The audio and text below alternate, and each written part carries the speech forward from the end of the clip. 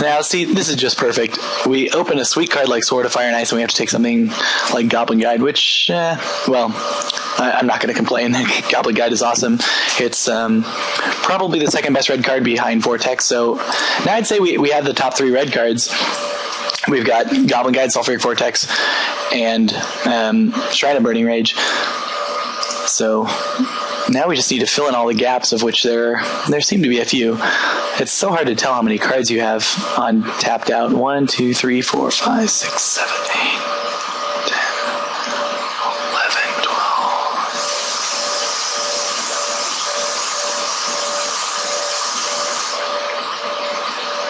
12. Okay, so yeah, needless to say, we're short a few playables. We're going to need to pick up about 8 cards in this pack.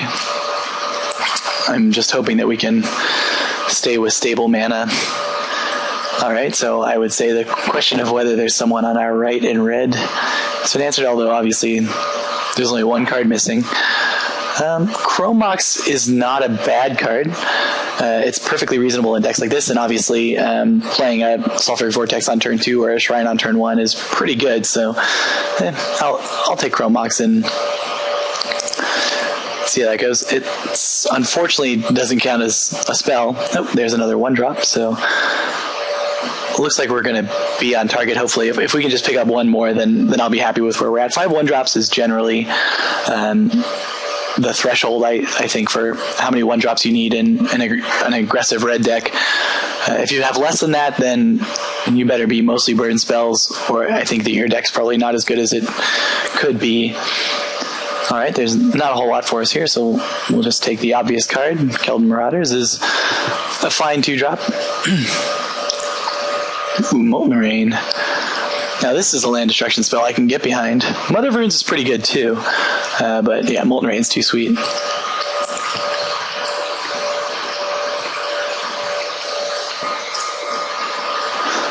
Alright, so here the question is between Instigator Gang, Isamaru, and Tanglewire, although I don't actually think Tanglewire is in contention, since I think we need creatures. Our curve is pretty low, so Instigator Gang wouldn't be too bad. It is a red card, and obviously casting Isamaru on turn 1 is going to require a lot more planes in our deck. My ideal would just be to get away with playing Ravages and maybe Path to Exile. So I think... yeah, I think I'm just going to take the Instigator Gang to try and stay as red as possible. Adding in white 1-drops is not likely to pay off, and I'm still hoping that we'll get there on 1 final red 1-drop. Alright, well, none of these cards are thrilling.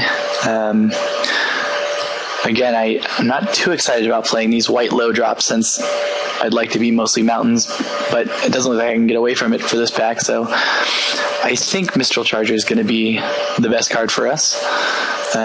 Step Links is fine, but we don't have any fetch lands or anything, and again, I'd still rather try to play a white 2-drop than a white 1-drop. Ooh, a Plateau. That's pretty good, but it's possible that we might just have to take a playable. Let me check one more time. 1, 2, 3, 4, 5, 6, 7, 8, 9, 10, 11, 14, 15, 16.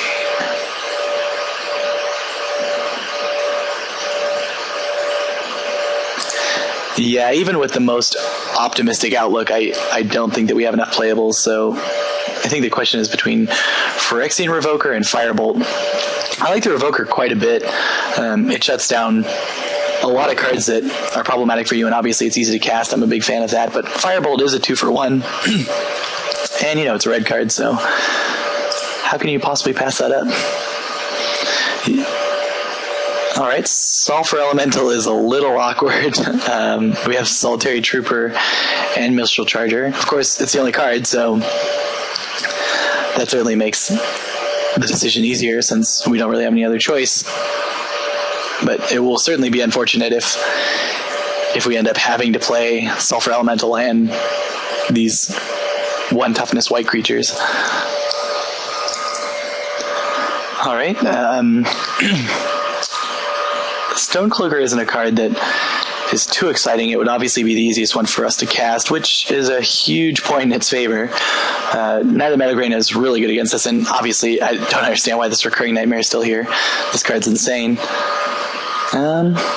So we can either take Stonecloaker and play it as a pretty mediocre card. Can we even get any reasonable value out of it? No, it's actually just terrible with all of our cards, except Cloudgo Ranger.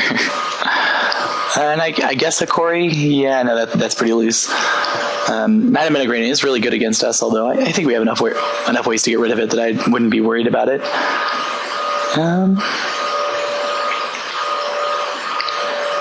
Yeah. I think I have to take the Stonecloaker just in case we end up short on playables, but man, passing that Recurring Nightmare just is very painful.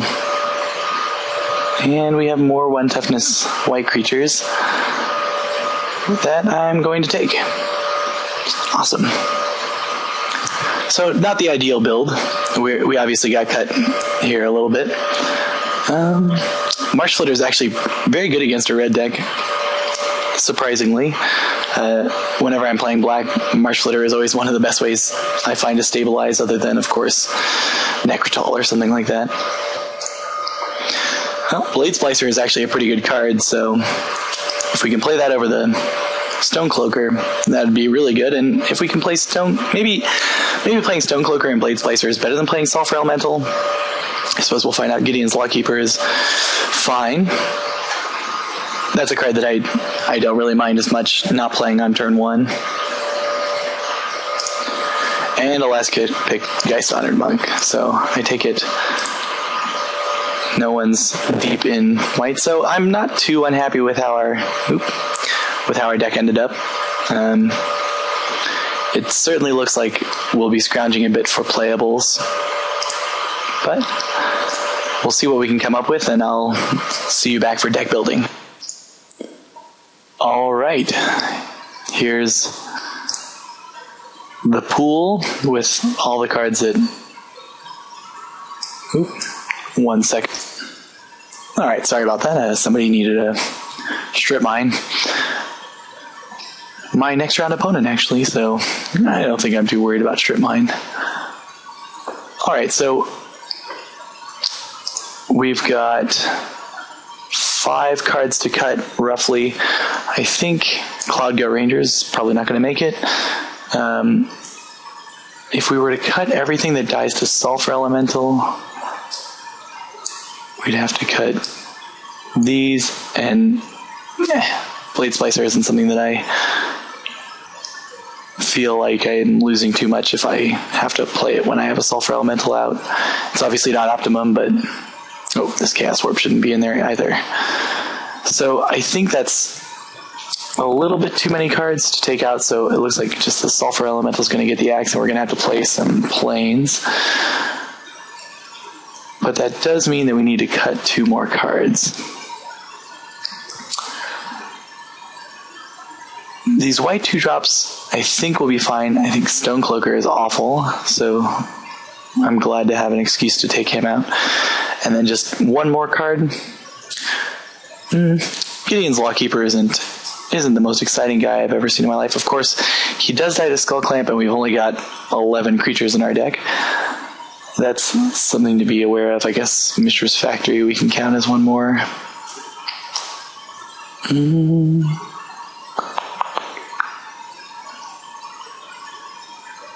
Yeah, you know, I really don't like Pillage, so I think I'm going to run this Lockkeeper and just play some planes, I guess. Interesting that there wasn't a Johnny Vengeance in the draft, but they didn't end up taking it.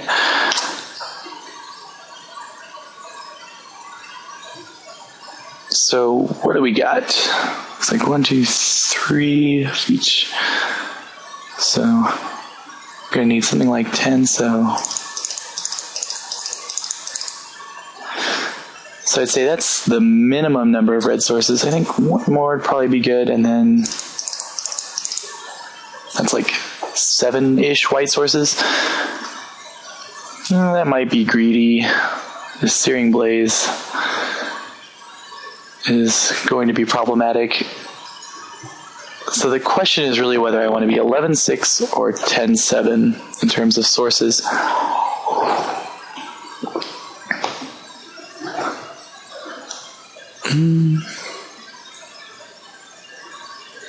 Curving out is important. I definitely want to be able to play these on turn 2. But I kind of think that